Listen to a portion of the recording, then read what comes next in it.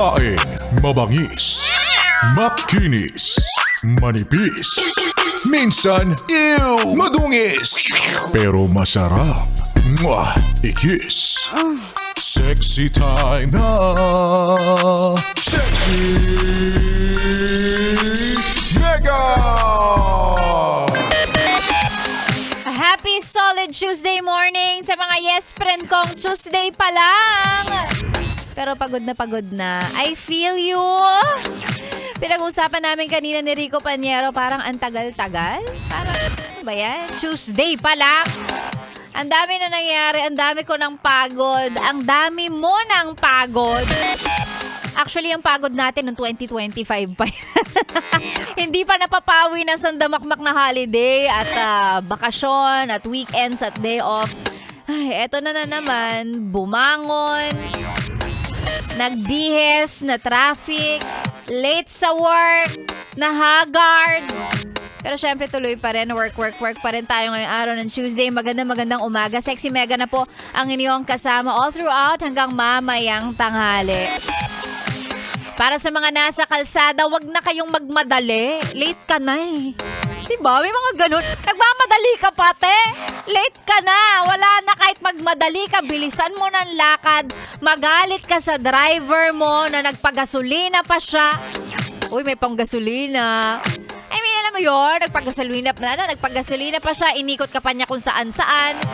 Galit ka na, late ka na, wala na. Be, so kalmahan mo na lang, pagdating ng work, pag tinanong bakit ka late,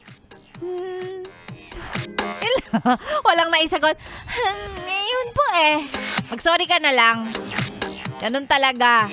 Diba? Sa mga nasa biyahe, habaan ng pasyensya.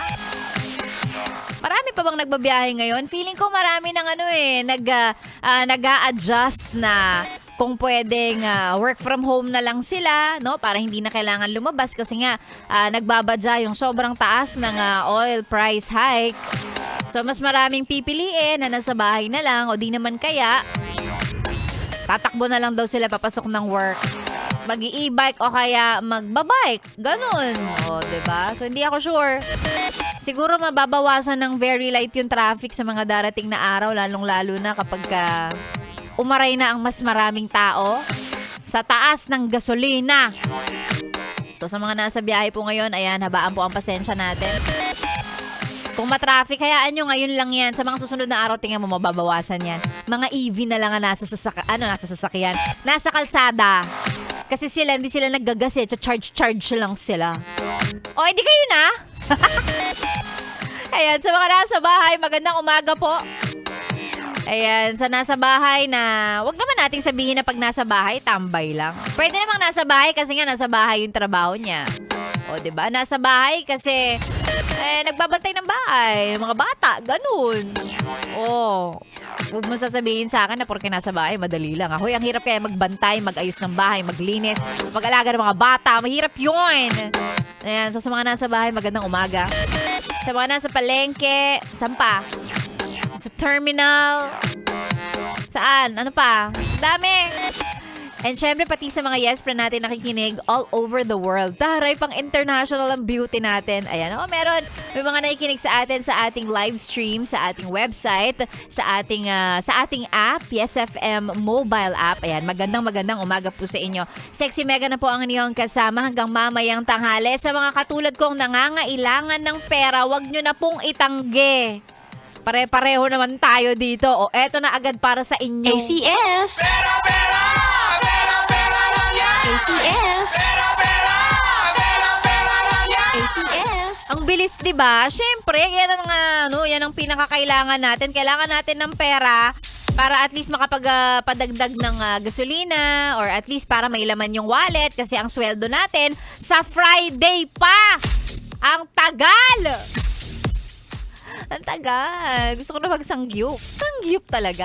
O, eto lang. Of course, ang ating ACS pera-pera lang yan ay hatid sa inyo ng Yes FM at ang mga yes friend natin sa ACS. Ibinibida natin yung kanilang produktong Pride Detergent para easy at worry-free ang labada.